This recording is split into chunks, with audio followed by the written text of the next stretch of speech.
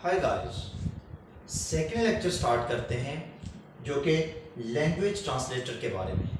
लेकिन उससे पहले हम प्रीवियस लेक्चर देखेंगे कि प्रीवियस लेक्चर में हमने क्या डिस्कस किया था। तो प्रीवियस लेक्चर में हमने प्रोग्रामिंग लैंग्वेजेस को डिस्कस किया था, जिसमें हमने कहा था कि प्रोग्रामिंग लैंग्वेजेस हमारी दो तरह की होती हैं, एक high level language and second low level language.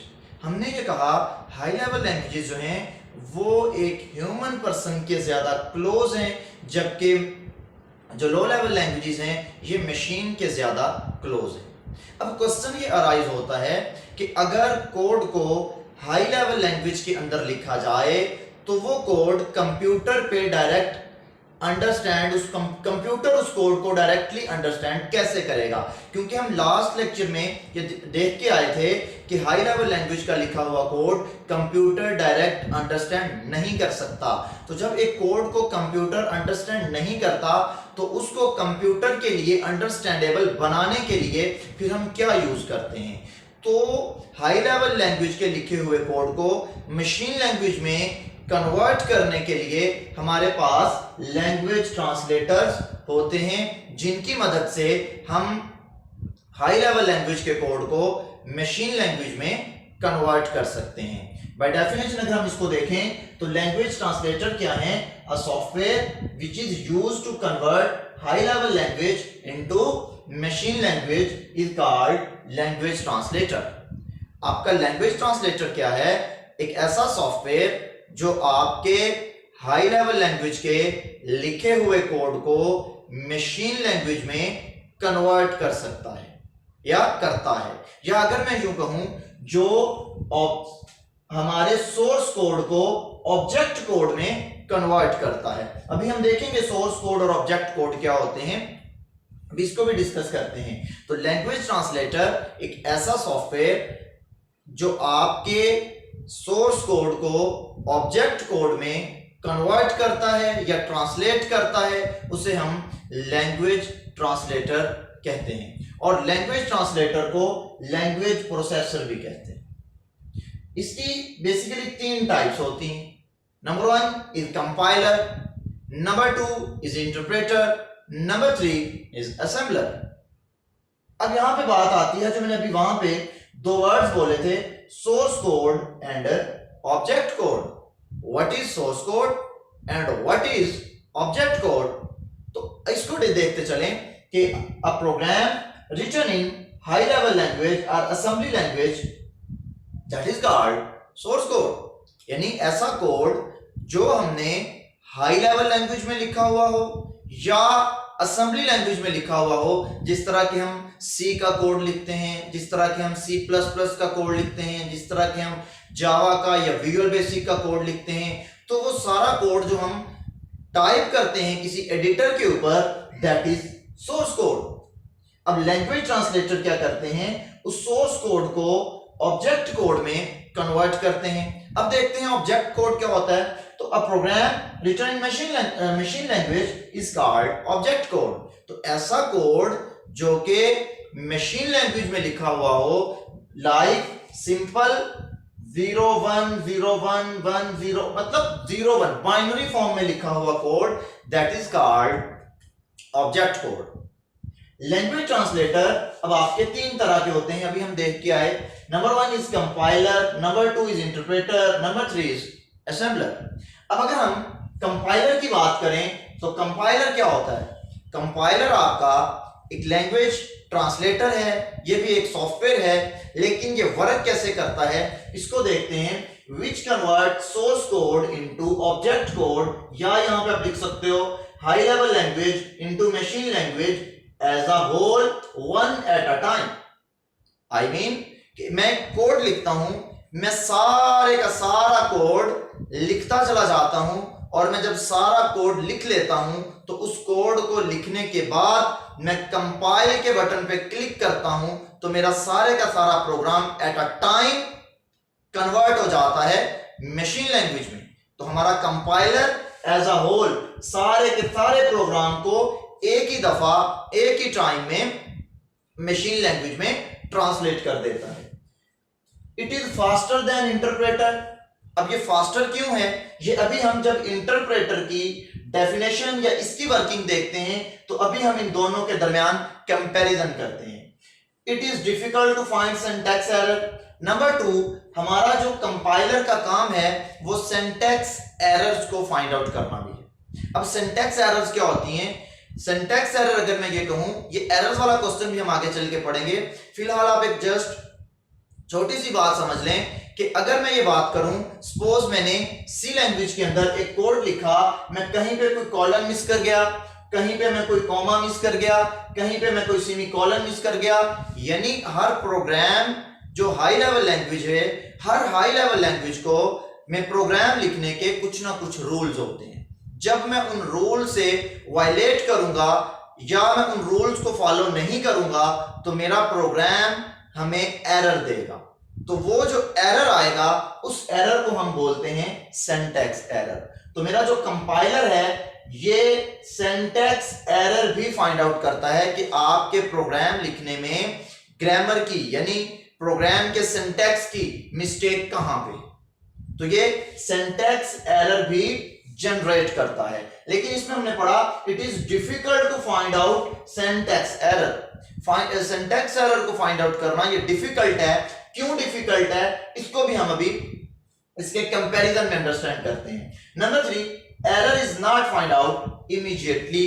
Error जो है वो इमीडिएटली फाइंड आउट नहीं होता। कैसे? सपोज मैं ये कह रहा हूं मैं प्रोग्राम लिख रहा हूं, जब मैं सारा प्रोग्राम लिख लूंगा उसके बाद ये मुझे एरर डिस्प्ले करेगा। अब इमीडिएटली तो एरर फाइंड आउट ना हुआ, मैंने एक लाइन लिखी, मे बी उसमें कोई एरर हो, मैंने सेकंड इंस्ट्रक्शन लिखी, मे बी उसमें कोई एरर हो, मैंने थर्ड इंस्ट्रक्शंस लिखी, मे बी उसमें एरर हो। अब मैंने थाउजेंड्स ऑफ इंस्ट्रक्शन लिखी और सारी इंस्ट्रक्शंस लिखने के बाद मैंने प्रोग्राम को कंपाइल किया, और जब मैंने प्रोग्राम को कंपाइल किया तो उसने मुझे किसी एक लाइन में, 2 लाइनों में या कोई जहां जहां पे भी एरर था मुझे डिस्प्ले कर दिया। ये एरर कब हुआ डिस्प्ले? जब मैंने अपना सारे का सारा प्रोग्राम लिख लिया। सो इसलिए हम ये कहते हैं कि कंपाइलर की मदद से इमीडिएटली एरर फाइंड आउट नहीं होता। अब अगर हम बात करें इंटरप्रेटर की, तो इंटरप्रेटर क्या है? इंटरप्रेटर भी हमारा एक सॉफ्टवेयर है, that is a language translator, जो क्यों यूज होता है? विच convert source code into object code one by one. ये हम इसको हम ये भी लिख सकते हैं इंस्ट्रक्शन बाय इंस्ट्रक्शन, इसको हम ये भी लिख सकते हैं स्टेटमेंट बाय स्टेटमेंट, यानी एक लाइन बाय लाइन, एक एक लाइन को, एक एक इंस्ट्रक्शन को, एक एक स्टेटमेंट को ट्रांसलेट करता है मशीन लैंग्वेज में, देन हम नेक्स्ट स्टेटमेंट लिखते हैं। उसको ट्रांसलेट करता है मशीन लैंग्वेज में, देन हम नेक्स्ट स्टेटमेंट लिखते हैं। अब जरा इसका समझिएगा, it is slower then compiler. ये कंपाइलर से स्लोअर है, और यहां पे भी हम देख के आए जो कंपाइलर के बारे में कि it is faster than interpreter. अब किस तरह इंटरप्रेटर स्लोअर है और कंपाइलर फास्टर है, अब इसको हम देखते हैं। सपोज मैंने पूरे का पूरा प्रोग्राम लिखा, उस सारे के सारे प्रोग्राम को लिखने के बाद कंपाइलर ने एट अ टाइम मेरे सारे प्रोग्राम को ट्रांसलेट कर दिया मशीन लैंग्वेज में। जबकि इंटरप्रेटर ने क्या किया, मैंने एक लाइन लिखी, उसको ट्रांसलेट किया, देन सेकंड लाइन लिखी, उसको ट्रांसलेट किया, देन थर्ड लाइन लिखी, उसको ट्रांसलेट किया। तो यानी इंस्ट्रक्शन बाय इंस्ट्रक्शन जब ये ट्रांसलेट करता है, सो इसलिए इसकी जो ट्रांसलेशन करने में, ट्रांसलेशन की जो स्पीड है इंटरप्रेटर की, वो कंपाइलर की निस्बत स्लोअर है, क्योंकि कंपाइलर ने एट अ टाइम सारे प्रोग्राम को ट्रांसलेट कर देना होता है।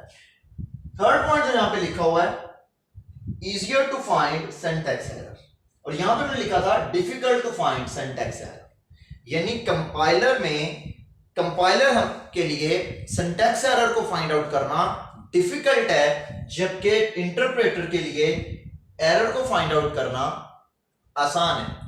क्यों? क्योंकि एक सारा प्रोग्राम मैंने लिखा है, थाउजेंड्स ऑफ इंस्ट्रक्शंस हैं, उनमें से किसी एक इंस्ट्रक्शन में एरर को फाइंड आउट करना मुश्किल काम है, जबकि मैंने लिखी ही एक लाइन है, उसको इंटरप्रेटर ने ट्रांसलेट करना है, और उस लाइन में अगर एरर होगा तो वो एरर उसी टाइम पे हमें डिस्प्ले हो जाएगा। यानी एक इंस्ट्रक्शन से एरर को फाइंड आउट करना ज्यादा आसान है as compare to whole program. So इसलिए हम कहेंगे कि interpreter easier to find syntax error. Interpreter के लिए सिंटैक्स एरर को फाइंड आउट करना आसान है, क्योंकि इसने एक लाइन को ट्रांसलेट करना है, देन हम नेक्स्ट लाइन लिखेंगे। अगर मेरी उस लाइन में एरर होगा तो ये मुझे फौरी एरर डिस्प्ले करेगा और ये मुझे तब तक उस नेक्स्ट लाइन को नहीं लिखने देगा जब तक मैं अपना प्रीवियस इंस्ट्रक्शन के एरर्स को रिमूव ना कर लूं। तो यानी error is find out immediately. Interpreter की मदद से हम एरर को इमीडिएटली फाइंड आउट कर सकते हैं, जबकि कंपाइलर की मदद से हम एरर को इमीडिएटली फाइंड आउट नहीं कर सकते। कंपाइलर की मदद से हम एरर को तभी फाइंड आउट करेंगे जब हम सारे का सारा प्रोग्राम लिख लेंगे। तो ये इसके कंपाइलर का एडवांटेज भी है कि ये फास्टर है, लेकिन कंपाइलर का एक डिसएडवांटेज भी है। आप इसको डिसएडवांटेज कह सकते हो, ड्रॉबैक कह सकते हो, क्या कि ये एरर को इमीडिएटली फाइंड आउट नहीं करता। इंटरप्रेटर का अपना एक एडवांटेज भी है, डिसएडवांटेज भी है। एडवांटेज यही है कि ये एरर को इमीडिएटली फाइंड आउट कर देता है, और अगर हम इसके डिसएडवांटेज की बात करें तो it is slower then compiler. Interpreter की जो स्पीड समझ लें या इसकी जो वर्किंग है वो as compare to compiler slower है। अगर हम इसकी एग्जांपल्स की बात कर लें कि कौन सी हाई लेवल लैंग्वेज जो है वो कंपाइलर यूज करती है और कौन सी हाई लेवल लैंग्वेज जो है वो इंटरप्रेटर को यूज करती है, तो हमारे पास सी लैंग्वेज आती है, कंपाइलर को यूज करती है, इसमें कंपाइलर होता है। C++ इसमें कंपाइलर होता है। इसी तरह अगर हम इंटरप्रेटर की बात करें तो हमारी जो विजुअल बेसिक है, विजुअल बेसिक प्रोग्रामिंग लैंग्वेज, ये प्रोग्रामिंग लैंग्वेज जो है ये इंटरप्रेटर को यूज करती है। अब हम देखते हैं व्हाट इज असेंबलर। असेंबलर क्या होता है? असेंबलर भी आपको जैसे नाम बता रहा है, असेंबली लैंग्वेज हमने पढ़ा था, तो वहीं से असेंबलर फिर क्या करता है, क्योंकि यहां पे मैंने एक बात लिखी कि सोर्स कोड में असेंबली लैंग्वेज का कोड भी सोर्स कोड में आता है। अब असेंबली लैंग्वेज के कोड को भी कंप्यूटर डायरेक्ट अंडरस्टैंड नहीं कर सकता। सो असेंबली लैंग्वेज के कोड को भी ट्रांसलेशन के लिए कोई ना कोई ट्रांसलेटर रिक्वायर्ड होता है, जो कि इसके कोड को ऑब्जेक्ट कोड में कन्वर्ट करे, ताकि असेंबली का लिखा हुआ कोड जो है वो भी कंप्यूटर उसको भी अंडरस्टैंड कर सके। तो असेंबलर आपका एक ऐसा लैंग्वेज ट्रांसलेटर है which convert assembly language into machine language. ये दोनों हालांकि लो लेवल लैंग्वेजेस हैं, लेकिन असेंबली लैंग्वेज कंप्यूटर की अपनी नेटिव लैंग्वेज नहीं है, इसके कोड को भी ट्रांसलेट किया जाता है ताकि कंप्यूटर उसको अंडरस्टैंड करे। सो इसलिए असेंबली का जो कोड है इसको ट्रांसलेट करने के लिए हमारे पास जो लैंग्वेज ट्रांसलेटर होता है दैट इज कॉल्ड असेंबलर। तीन तरह के लैंग्वेज ट्रांसलेटर, कंपाइलर, इंटरप्रेटर और असेंबलर, और मुझे उम्मीद है कि आपने इन तीनों के पर्पस को और इन तीनों में जो डिफरेंस है उसको समझ लिया होगा। इंशाल्लाह नेक्स्ट लेक्चर में हम मिलेंगे एक नए टॉपिक के साथ। तब तक के लिए अपना ख्याल रखिएगा। अल्लाह हाफिज।